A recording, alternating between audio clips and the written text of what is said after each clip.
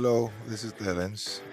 Nasa roof deck tayo ng commercial building dito sa may Calamba, Laguna. Problema dito, kung nakikita natin, mga pader, ito, yung flooring, yung deck, roof deck mismo, may mga crack, may mga butas. So yung mga tenant, nagrereklamo ngayon, natulo. Ang problema, hindi naman to kaya na ng antibiotics. So yung may-ari, kinontak tayo para masolusyonan natin yung problema niya once and for all.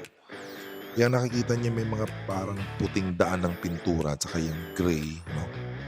Yan yung dating waterproofing. If I'm not mistaken, parang 3 beses na ata siya nagpa-waterproof. Pero, recurring pa rin yung problema niya. Sama kayo sa akin, papakita namin si step by step paano natin ginawa para masolusyonan. Una, pinag-grind natin.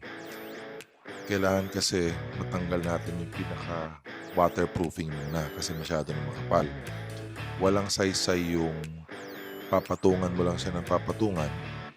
Eh ang problema, kung yung waterproofing sa ilalim umangat na or kumapak na kung tawagin. Meaning, hindi na siya nakadikit dun sa semento. Etong gagawin natin is, ito yung medyo matrabaho. Kailangan natin tanggalin yung existing waterproofing at hasain natin ng hasain yung roof deck para bumalik yung semento. Makita natin yung semento lumitaw. Pero hindi lang doon nagtatapos yon. Yung semento kasi, kahit na sabihin mong cured na yan, meron yung tinatawag na efflorescence. Ano yung efflorescence? Ayan. Yan yung mga powdery substance na nasa ibabaw ng semento. Hindi kakapit dyan ang waterproofing. So, dapat matanggal natin yan hanggang sa halos nakikita natin yung aggregates. Ngayon, once yan yung step 1 matapos at kinis na, ito na. Huhugasan, lilinisin natin ng pressure washer para matanggal lahat ng alikabok, kung ano man may natitirang mga langis, grasa, or anything na makokontaminate. Kasi kailangan natin dyan linis na linis yung natin, yung roof deck para once na in-apply natin yung waterproofing, kakapit. So ngayon, ang question dito is, anong klaseng waterproofing ang gagamitin natin? So far, ang napili natin is Mondo Flexitite. Produkto to ng Davis. Ngayon, kung tatanungin nyo sa amin, bakit ba yan ang pinili nyo? Hindi ko rin alam. Mukhang ayos naman eh. Di masubukan, di ba? Malalaman natin pag hindi na nagreklamo yung mayari at nasolusyonan natin yung problema.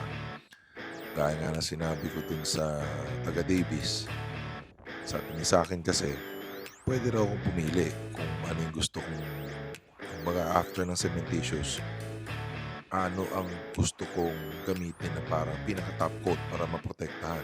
Sabi ko, mag-straight Davis na ako kung ano marerekomendan yung produkto. Sabi niya, ay, mas maganda yun, sir. Talagang maganda yun, kako. Dahil pag may problema at pumalpak, straight Davis yan, kayo sisisihin ko. Eto na tayo, 3 araw na yung lumipas. So, fully cured na yung natin, yung waterproofing na cementitious. Ngayon, fast forward na tayo para mabilis tayo makarating sa pupuntahan natin sa ayang oras.